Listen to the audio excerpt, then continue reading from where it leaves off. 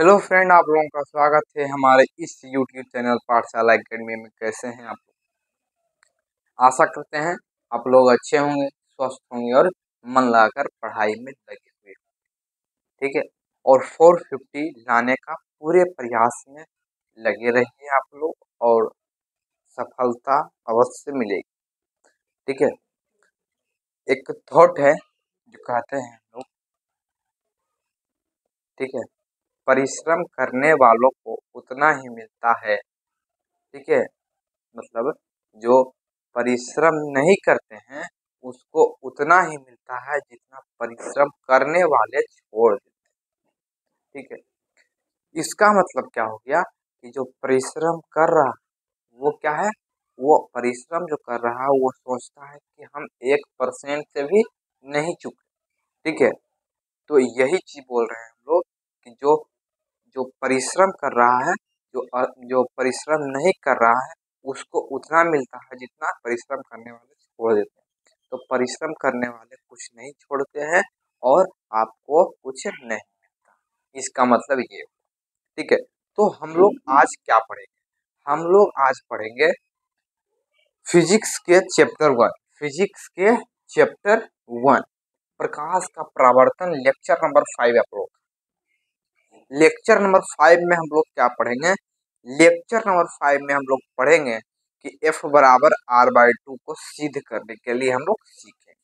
ठीक है। F बराबर r/2 क्या होता है? तो फोकस और वक्रता त्रिज्या में क्या होती है? संबंध। ठीक है। तो क्या होता है? फोकस वक्रता त्रिज्या की आधी होती है। फोकस जो होता है वो वक्रता त्रिज्या की आधी होती है। तो यहाँ पर क्वेश्चन में हम लोग चलते हैं। ठीक है। तो शुरू करते हैं। अवतल दर्पण में फोकस दूरी और वक्रता त्रिज्या में संबंध। संबंध मतलब कि अभी हम लोग पढ़ रहे थे कि दोनों में एफ और आर में संबंध क्या है। ठीक है। एफ बराबर क्या होता है? एफ बराबर आप लोग पढ़े होंगे r/2, r/2, r/2। ठीक है, ये लोग पढ़े होंगे।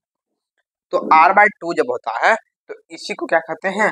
इसी दोनों में संबंध होता है। तो एफ बराबर r/2 इसमें संबंध होता है। यही आप लोगों का आंसर हो गया। ठीक है। यही आप लोग का आंसर हो गया। अब इसको हम लोग F बराबर r/2 कैसे आया इसको हम लोग समझने का प्रयास करेंगे। ठीक है। तो इसी को हम लोग को सिद्ध क्या करना है? F बराबर r/2। ठीक है। इसको हम लोग को सिद्ध करना। तो सिद्ध करने से पहले हम लोग क्या देखेंगे? पहले इसका फिगर बना लेते हैं। तो फिगर कैसा बनेगा? तो हम लोग किस में देख रहे हैं? अवतल दर्पण में देख रहे हैं। तो अवतल दर्पण कैसा बनता है? तो अवतल दर्पण कैसा बनता है? ऐसा बनता है। ठीक है। देखिए, ये हो गया आपका गोल गोलीय दर्पण। इसको हम लोग जब बीच से मिटा देते हैं तो दो दर्पण का निर्माण होता है। दो दर्पण का निर्माण होता है। देखिए, ये जो दर्पण है, ठीक है, इसको इस ओर से रंग दीजिए और इसको इस ओर से रंग दीजिए। तो दो दर्पण का निर्माण होता है। इसको उत्तल कहते हैं, उत्तल दर्पण। और इसको क्या कहते हैं? अवतल। तो यही चीज हम लोग यहाँ पर बनाए, पीछे से रंग। ठीक है। पीछे से सतह इसका रंगा हुआ। आशा करते हैं आप लोगों को दिखाई दे रहा हो। चलिए, तो हम लोग पढ़ रहे थे कि F बराबर r/2 को सिद्ध करें। ठीक है। तो अब हम लोग इसमें क्या करें? ये इसका चित्र बना लिए हम लोग। ठीक है। ये यहाँ पर से एगो कोई वस्तु रखते हैं, छोटा वस्तु रखते हैं क्योंकि दर्पण के अनुसार ही हमको रखना है। ठीक है। दर्पण के अनुसार ही आपको रखना है। ठीक है। अब हम लोग इसमें क्या करते हैं? यहाँ पर हमको, यहाँ पर P कहते हैं, कुछ दूर पर F होता है और कुछ दूर पर C होता है। ये अनंत। ठीक है। अनंत पर जब कोई वस्तु रखते हैं तो यहाँ से टकरा के, दर्पण से टकरा कर फोकस के साथ गुजर जाता है। ठीक। और यहाँ से एक काल्पनिक लाइन खींचते हैं जो कहाँ से जाता है, यहाँ से सी से गुजरते हुए जाता है। ठीक है, सी से गुजरते हुए जाता है, सी से गुजरते हुए जाता है। ठीक है, ये हम लोगों का फिगर हो। अब हम लोगों को इसका जो इसको द्वारक कहते हैं। ठीक है, तो इसको हम लोग कुछ नाम दे देते हैं, यहाँ एम दे देते हैं, यहाँ पर एम डैश दे देते हैं, कुछ भी दे देंगे, कोई इससे फर्क नहीं पड़ेगा। यहाँ पर हम लोग कुछ नाम दे देते हैं चित्र का। ठीक है, कुछ नाम दे देते हैं, तो यहाँ पर हम लोग दे देते हैं, पहले कौन लिख देते हैं, यहाँ कौन एक दे देते हैं, यहाँ कौन दो दे देते हैं, और यहाँ जो बन रहा है इसको कौन थ्री कहें। ठीक है, अब हम लोग इसमें पढ़ेंगे कि क्या होता है। ठीक है, अब हम लोग इसमें क्या पढ़ेंगे कि क्या होता है। ठीक है, इसका हम लोग सॉल्यूशन जब करते हैं, सॉल्यूशन करते हैं तो हम लोग लिखेंगे, यहाँ पर इसके बारे में लिखेंगे, क्या लिखेंगे, इसको पहले हम लोग नाम दे देते हैं। ठीक है, इसका नाम दे देते हैं हम लोग, यहाँ पर ए, इसको इस बिंदु जहां से ये टकरा कर दर्पण से आ रहा है, इस बिंदु को ए नाम दे। ठीक है, और शब्द का नाम दिया हुआ। ठीक है, अब हम लोग इसके बारे में इसका सॉल्यूशन पर चलते हैं, तो लिखते हैं माना कि एम एम डैश, माना कि, ठीक है, माना कि एम एम डैश। ठीक है, क्या, इसलिए हम लोग इसका द्वारक, दर्पण का द्वारक है, इसलिए क्या लिखे हैं, इसको हम लोग क्या लिखे हैं, एम एम डैश। माना कि दर्पण, माना कि एम एम डैश दर्पण। ठीक है, दर्पण। ठीक है, आशा करते हैं आप लोग को दिखाई दे रहा।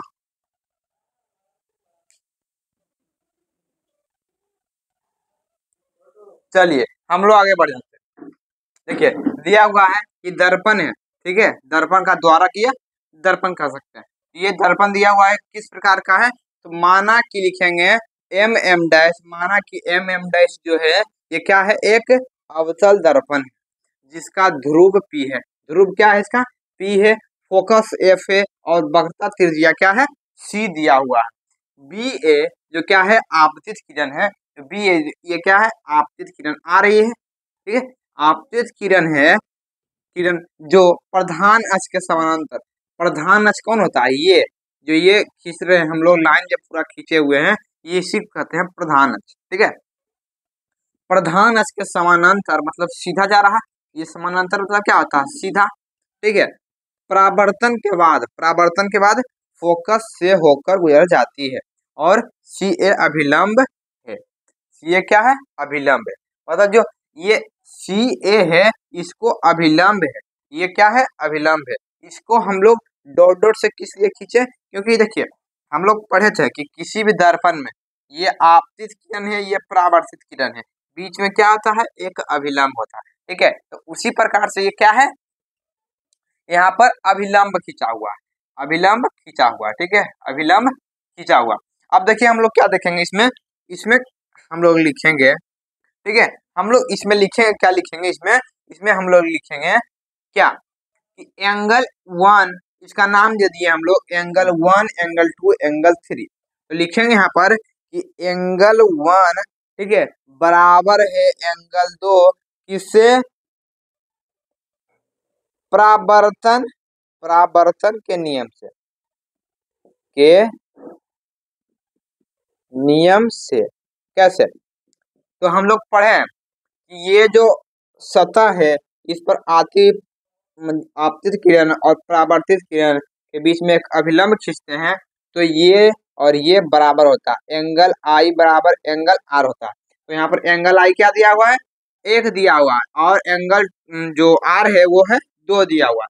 तो हम लिख सकते हैं कि ये हम लोग परावर्तन का नियम जानते हैं। ठीक है, दूसरा नंबर नियम में हम लोग क्या पढ़े थे कि एंगल आई बराबर होता है एंगल आर के, एंगल आई बराबर होता है किसके, एंगल आर के, ये हम लोग पढ़े थे। ठीक है, तो इससे हमको क्या हो गया, परावर्तन के नियम से एंगल 1 बराबर एंगल 2, ये समीकरण 1 हम लोग का हो गया। ठीक है, ये क्या हो गया हम लोग का, समीकरण 1 हो गया, ये हम लोग का समीकरण 1 हो गया। ठीक है, समीकरण 1 हो गया। अब हम लोग बढ़ते हैं। ठीक है, अब हम लोग बढ़ते हैं क्या, कि यहाँ पर अगले में हम लोग देखेंगे क्या है।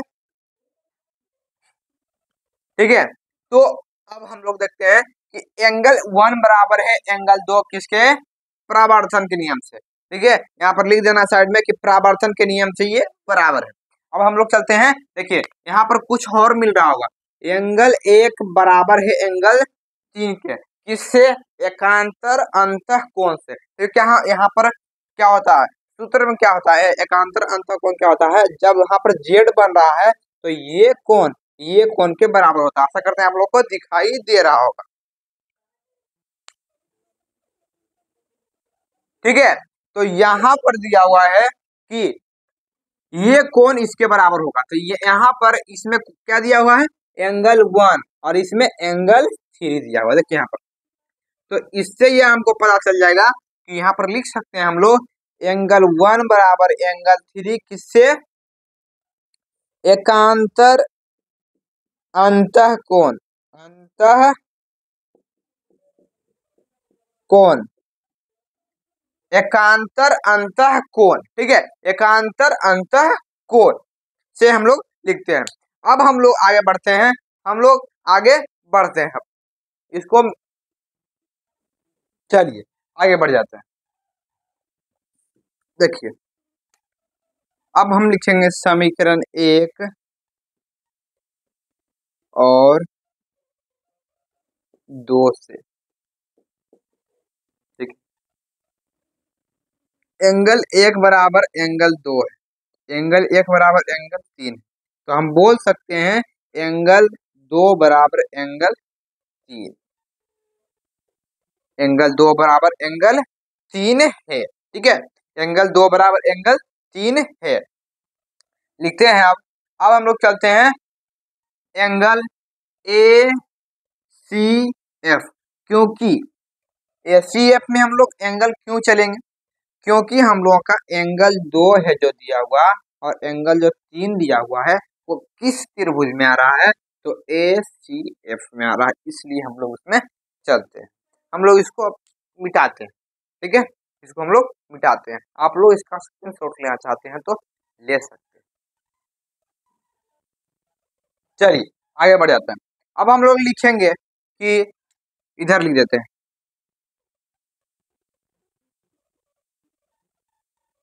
लिख हम लोग लिखेंगे अब। ठीक है, एंगल ए सी एफ, कुछ भी लिख सकते हैं, ए सी एफ से, ए सी एफ से एंगल 2 बराबर हम लोग क्या लिखेंगे, एंगल 2 बराबर क्या लिखेंगे, देखिए कोई भी एंगल का जो मान होता है, यहाँ पर देखिए ये दिया हुआ है 90 डिग्री। ठीक है, पहले यहाँ पर समझिए, एंगल से नहीं समझना है, ये हो गया समकोण त्रिभुज, यहाँ समझिए। यहाँ पर क्या हो जाएगा, यहाँ पर हम लोगों का दिया हुआ कि एंगल 2 किसके बराबर हो जाएगा, ये अपने सामने वाली भुजा के बराबर, ये सामने भाई मतलब एंगल 2 है जो ये सामने वाला भुजा, और एंगल जो 3 है वो इस ये भुजा। ठीक है, तो हम लोग लिख सकते हैं एंगल 2 बराबर, पहले इसको लिखते हैं हम लोग, इस फॉर्म को लिखते हैं, एंगल 2 बराबर एंगल 3, एंगल 2 बराबर एंगल 3। ठीक है, तो हम लोग अब लिखेंगे कि सी एफ बराबर है, चूंकि सी एफ बराबर, देखिए सी एफ एंगल 2 है सी एफ, और एंगल 3 है ए एफ, बराबर है ए एफ, बराबर क्या है ए एफ। ठीक है, एंगल सी एफ बराबर है किसके, ए एफ के बराबर है आप लोग। ठीक है, इसको हम लोग समीकरण 3 मान लेते हैं। ठीक है, इसको हम लोग समीकरण 3 मान लेते हैं। ठीक है, अब हम लोग लिखेंगे कि चूंकि चूंकि दर्पण का द्वारक, चूंकि दर्पण का द्वारक बहुत छोटा है,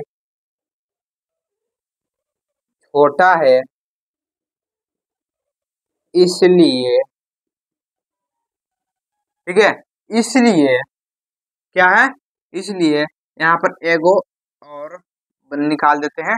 यहाँ पर देखिए क्या, क्योंकि ये दर्पण का जो द्वारक है ये बहुत छोटा है, ठीक है, क्योंकि दर्पण का द्वारक बहुत छोटा है इसलिए बिंदु ए बिंदु ए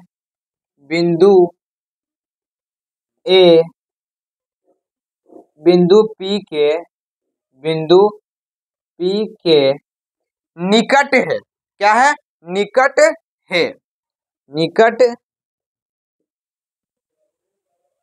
है।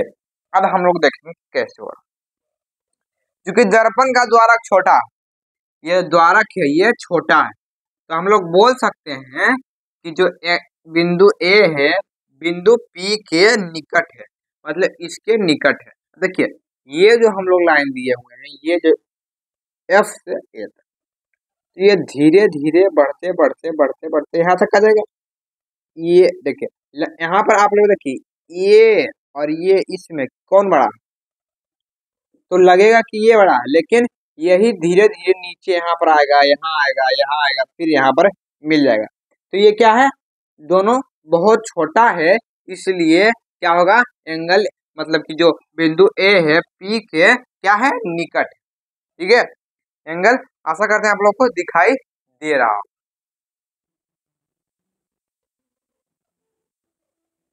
चलिए हम लोग आगे बढ़ जाते हैं, ठीक है। अब हम लोग आगे बढ़ते हैं। आगे में हम लोग क्या लिखेंगे, आगे में हम लोग लिखेंगे क्या, देखिए ए, आप देखिए हम लोग क्या बोल रहे थे, यहाँ पर हम लोग देखें कि ये जो लाइन है, ठीक है, ए एफ बराबर है किसका, पी एफ का, तो वो भी हम लोग लिखेंगे कि ए एफ बराबर है पी एफ, समीकरण 4, ठीक है। ये ए एफ पहले ये समझिए कि ए एफ बराबर है पी एफ का, ए एफ बराबर है पी एफ का, ठीक है। तो इसको हम लोग समीकरण 4 मान सकते हैं, तो ये समीकरण 3 बन गया, यहाँ पर समीकरण 4 बन गया, ठीक है। तो हम लोग यहाँ पर देखिए कि सी एफ बराबर है ए एफ के, मतलब ए एफ बराबर है सी एफ के, एफ बराबर सी एफ होगा, चाहे सी एफ बराबर एफ, तो यहाँ पर भी दिया हुआ है ए एफ बराबर पी एफ, तो हम लोग लिख सकते हैं कि सी एफ बराबर है पी एफ, क्योंकि ये और एक ये कॉमन चीज समझिए कि मान लीजिए यहाँ पर ये और ये कट गया, तो बच गया क्या, तो सी एफ बराबर पी एफ, तो लिखेंगे सी एफ बराबर पी एफ, सी एफ बराबर पी एफ, ठीक है, सी एफ बराबर पी एफ कहाँ से, तो ये समीकरण 1 और नहीं, समीकरण 3 और समीकरण 4 से, समीकरण 3 और 4 से, 4 से, ठीक है, समीकरण 3 और समीकरण 4 से ये साबित हम लोगों का हुआ, ठीक है। मतलब कि सी एफ बराबर है पी एफ समीकरण 3 और 4 से, जैसे हम लोगों ने लिखा था समीकरण 3 और समीकरण 4, ठीक है। अब हम लोगों को सीधे क्या करना है कि एफ बराबर आर बाई 2, तो आर हम लोग किसको कहते हैं, सी से पी से सी तक की दूरी को कहते हैं आर, ठीक है। तो हम लोग इसको भी मिटाते हैं ऊपर से, ठीक है, आप लोग इसको नोट्स बनाते चलिएगा इसका, ठीक है।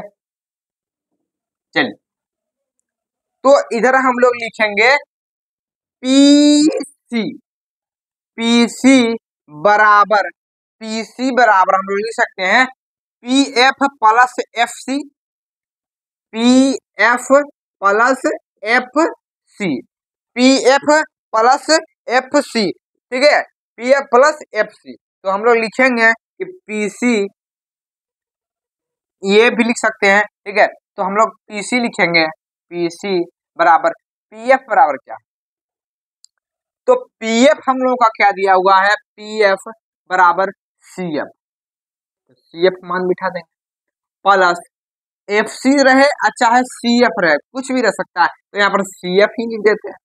ठीक है, एफ देखिए एक गुना, ऐसे लिखते हैं, एक गुना दो बराबर भी होता है दो, और दो गुना एक बराबर भी होता है दो, तो कुछ भी आगे पीछे लिख सकते हैं, कोई दिक्कत उसमें नहीं होगा। ठीक है, कोई दिक्कत नहीं होगा।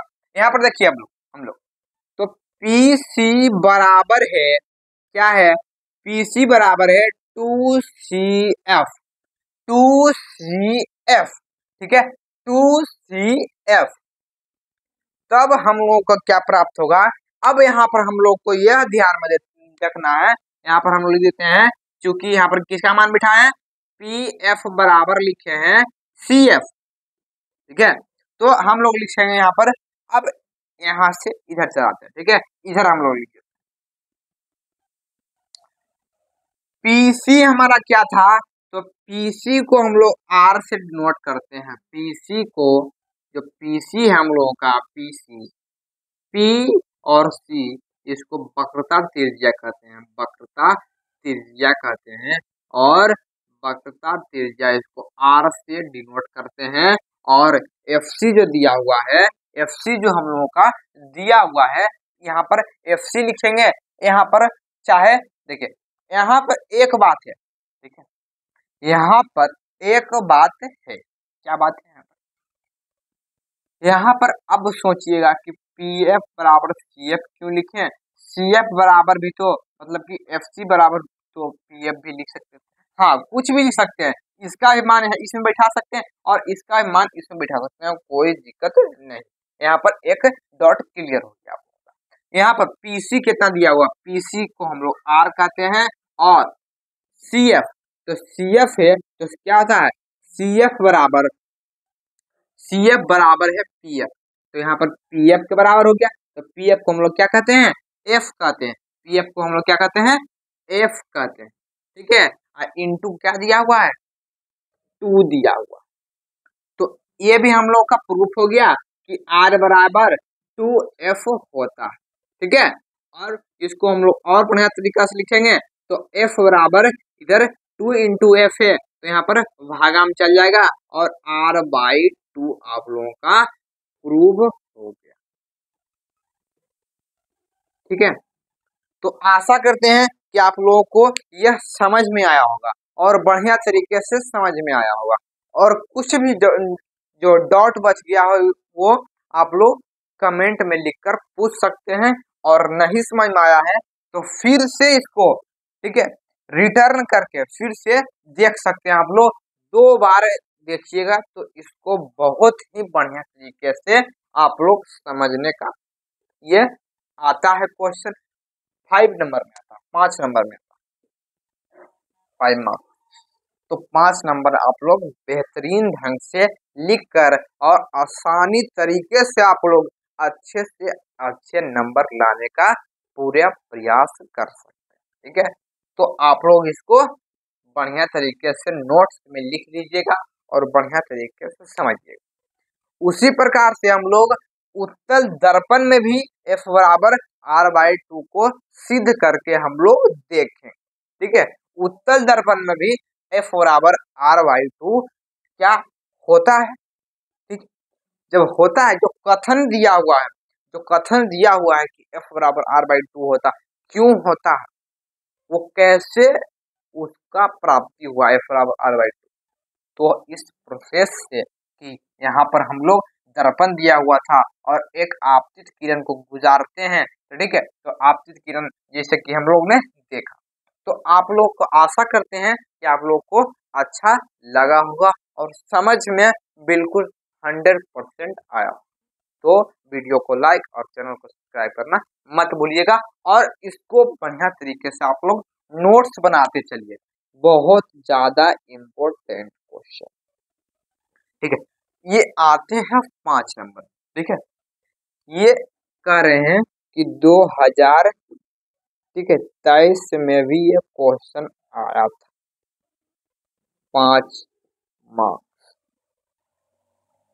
5 नंबर में यह क्वेश्चन आया था, इसलिए हम लोग को यह पढ़ना चाहिए और आप लोग इसको नोट्स में लिख लीजिएगा और नोट्स से ज्यादा आप लोग दिमाग में भी लिख लीजिएगा। ठीक है, तो बढ़िया तरीके से आप लोग इसका स्क्रीनशॉट लेना चाहते हैं तो ले सकते हैं और हम लोग इसको मिटाते हैं और हम लोग अब चलते हैं उत्तल दर्पण में क्या होता है F बराबर R/2, क्या ये कथन सत्य है, उसको भी हम लोग प्रूव करके देखेंगे। ठीक है, तो आप लोग इसका स्क्रीनशॉट ले सकते हैं।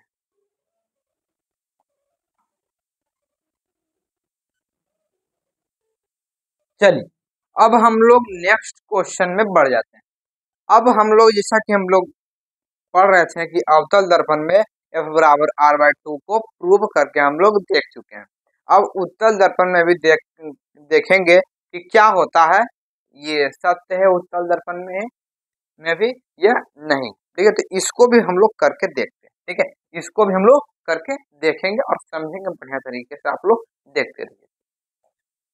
देखिए उत्तल दर्पण है, ठीक है, उत्तल दर्पण, तो उत्तल दर्पण कैसा होता है, एक से मतलब आगे की तरफ उभरा हुआ रहता है और पीछे से रंगा हुआ रहता है, ये ध्यान। माना कि M डैश क्या है आप लोगों का, M और M डैश क्या दिया हुआ है आप लोगों का, उत्तल दर्पण दिया हुआ है, जिसका ध्रुव P है, जिसका ध्रुव क्या है P है, फोकस F है और सेंटर या वक्रता त्रिज्या क्या है C दिया हुआ है। इस पर एक आपतित किरण हो रही है, ए बी या बी ए एक आपतित किरण है, आपतित किरण है, ये क्या है आपतित किरण,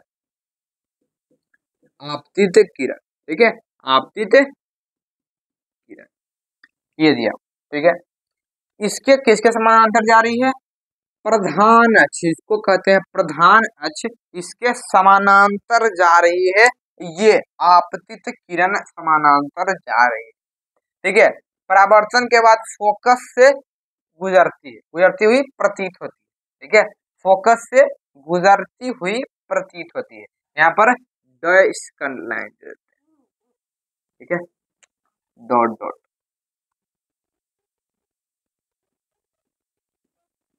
ठीक है, अब हम लोग देखेंगे यहाँ पर, ठीक है, प्रमाण।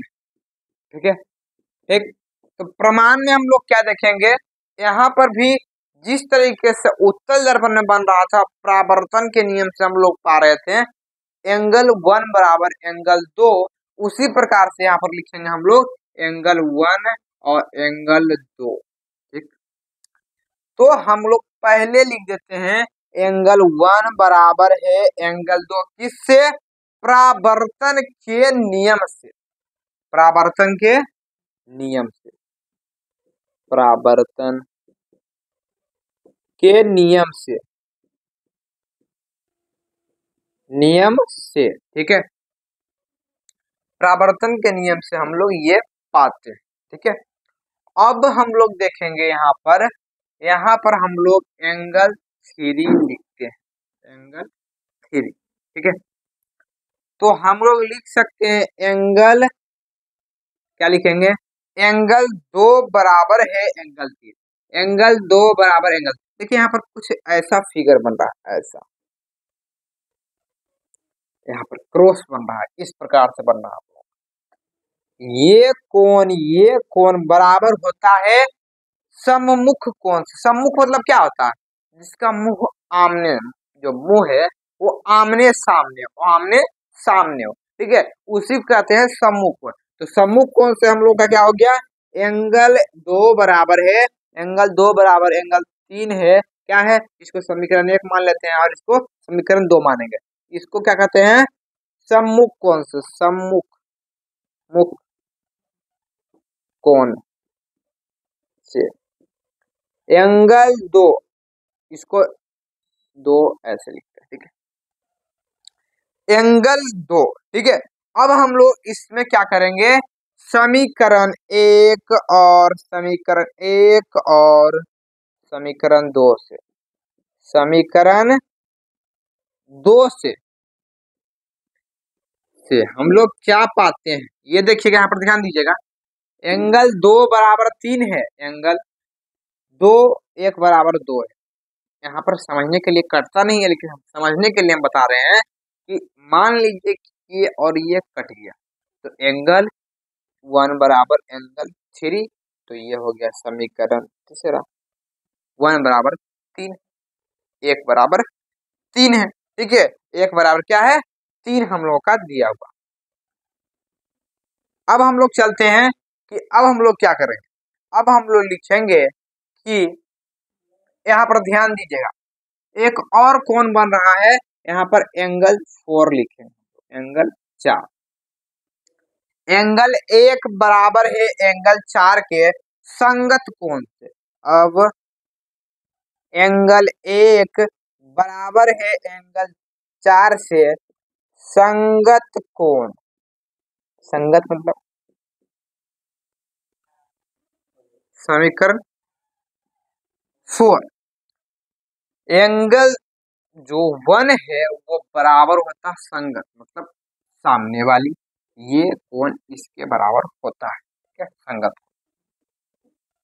अब हम लोग इसमें लिखेंगे, इसको मान लो हम लोग समीकरण अब 3 और 4 में लिखेंगे, समीकरण 3 और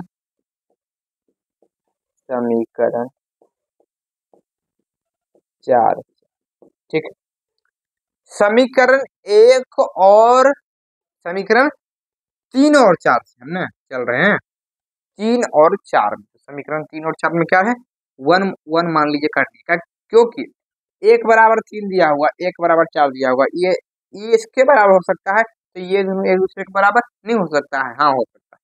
तो मान लीजिए यहाँ पर ये और ये कट गया। ठीक है, ये और ये कट गया, तो एंगल 3 एंगल 3 बराबर एंगल 4, समीकरण 5।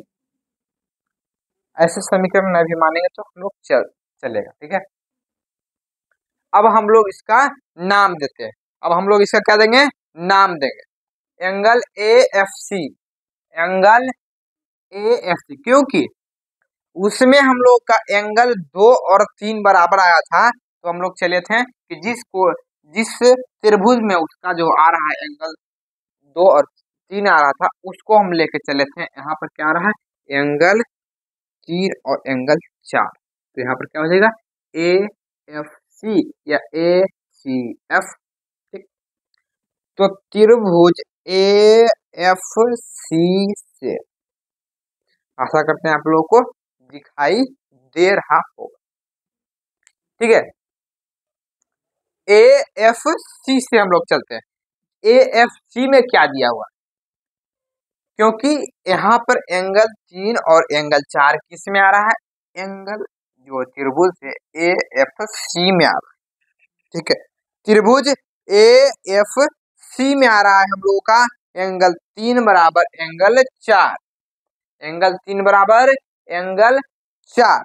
ठीक है, एंगल 3 बराबर एंगल 4। ठीक, अब हम लोग क्या करेंगे, ठीक है, अब हम लोग क्या करें, तो हम लोग इसके आगे इधर हम लोग लिख देते हैं, इधर हम लोग लिख देते हैं। ठीक है, इधर एक साइड है, उसके बाद इसके बाद हम लोग यहाँ लिखें। अब हम लोग एंगल 3 बराबर एंगल 4 है, तो एंगल 3 के सामने कौन है, एफ सी, कौन भुजा है, F C, F C, F C, F C बराबर हो जाएगा किसके, एंगल 4 को क्या कहेंगे, A F, A F, A F, A F, A F. ठीक है, ए एफ और सी एफ, तो यहाँ पर इसी का मान हम लोग लिखे हैं, तो इसको एंगल 5 हम लोग कर देते हैं, कोई दिक्कत नहीं। अब हम लोगों को क्या प्राप्त करना है, ठीक है, हम लोगों को क्या प्राप्त करना है, ठीक है, तो हम लोग यहाँ पर क्या लिखेंगे, तो अब हम लोग लिखेंगे कि चूंकि दर्पण का जो द्वारक है वो अत्यंत सूक्ष्म है या छोटा है, जो दर्पण का द्वारक है, यहाँ क्या लिखेंगे, यहाँ दर्पण का द्वारक अत्यंत सूक्ष्म है या छोटा, दर्पण का द्वारक छोटा, यहाँ दर्पण का द्वारक छोटा है, इसलिए इसलिए बिंदु इसलिए बिंदु ए पी के नजदीक है। ए बिंदु पी के यहाँ लिखाएगा ना, पी के, ऐसा करते हैं आप लोग को दिखाई दे रहा हो के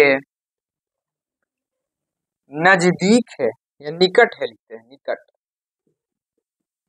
निकट है।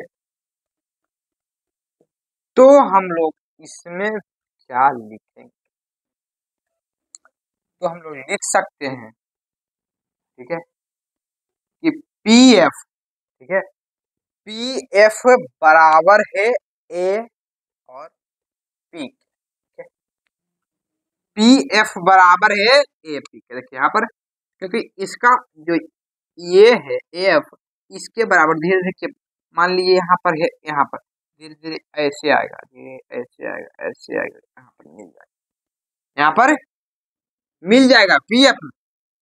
इसलिए हम लोग लिखेंगे यहाँ पर, क्या लिखेंगे, यहाँ पर हम लोग लिखेंगे कि ए एफ बराबर है पी एफ के, पी एफ, ठीक है, समीकरण छोड़, समीकरण छोड़।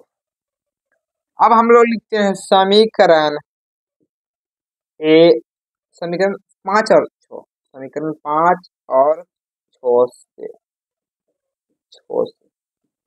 अब यहाँ पर देखिए एफ एफ काट दीजिए, एफ एफ काट दीजिए, एफ सी बराबर हो जाएगा पी एफ, इससे हमको प्राप्त होता है एफ सी बराबर है पी एफ, ठीक है।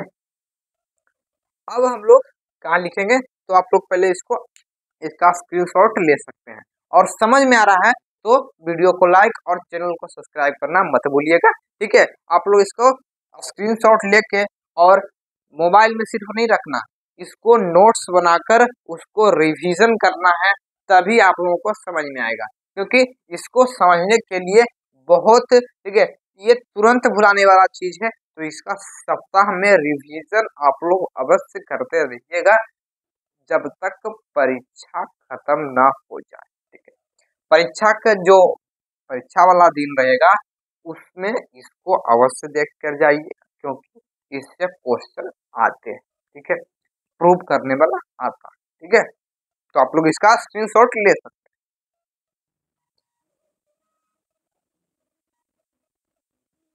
चलिए अब हम लोग आगे बढ़ जाते हैं।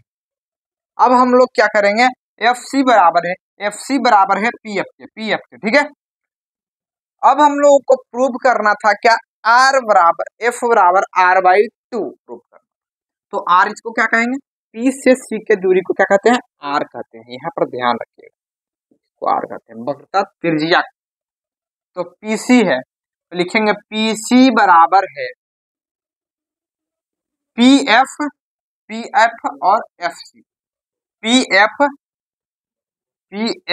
और एफ सी, ठीक है, पी एफ और एफ सी।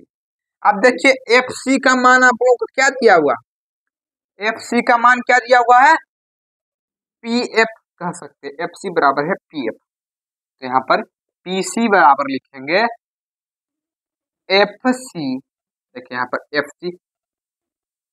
एफ सी का मान बिठा रहे हैं ना, तो यहाँ पर पी एफ ही रहने देंगे, कोई भी बिठा सकते हैं, पी एफ के जगह पर एफ सी बिठा सकते हैं, कोई दिक्कत नहीं है, प्लस एफ सी के जगह बैठा रहे हैं पी एफ, यहाँ पर साइड में लिख देंगे कि चूंकि एफ सी बराबर है पी एफ के, ठीक है, यहाँ पर जिसे हम लोग को दिखाया गया। अब हम लोग लिखेंगे पीसी किससे लिखे, हम आर इसको कहते हैं इसलिए लिखे, तो आर बराबर टू पी एफ हो जाएगा, टू पी एफ, और पी एफ को क्या कहते हैं, फोकस दूरी, इसको एफ से हम लोग लिखते हैं, ठीक है।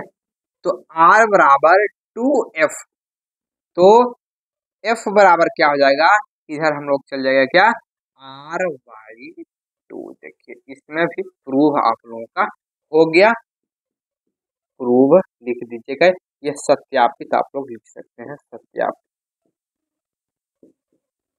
सत्यापित। ठीक है, आशा करते हैं आप लोग को यह लेक्चर समझ में आया होगा, और नहीं समझ में आया है तो इसको फिर से दोहरा कर इस वीडियो को देखिएगा तो अवश्य ही समझ में आएगा, और समझ में आया होगा तो लाइक और चैनल को सब्सक्राइब करना मत भूलिएगा। मिलते हैं नेक्स्ट वीडियो में, थैंक यू, और चैनल को सब्सक्राइब अवश्य कर दीजिएगा। ठीक है।